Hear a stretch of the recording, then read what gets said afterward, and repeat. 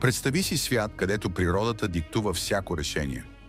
Свят, в който хората за първи път откриват силата на земята под краката си и овладяват огъня в сърцето на дома си. Това е неолитът, епохата, когато човечеството преминава от номадски ловци към първите организирани общества.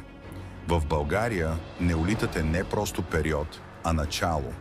Начало на строежа на първите селища, начало на земеделие и начало на култура, която ще положи основите на нашата цивилизация.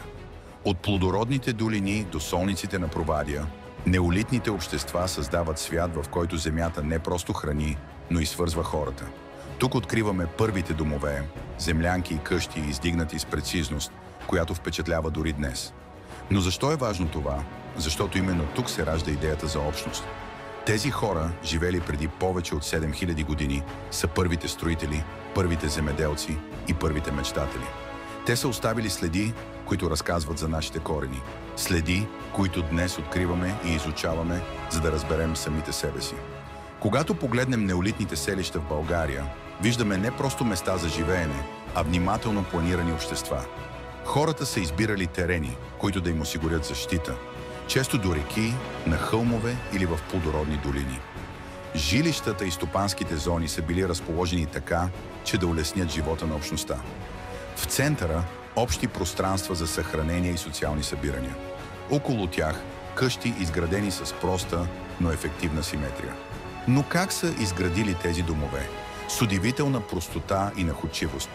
Основните материали са били близо до тях – дърво за рамки, кал и слама за стени, камък за основи.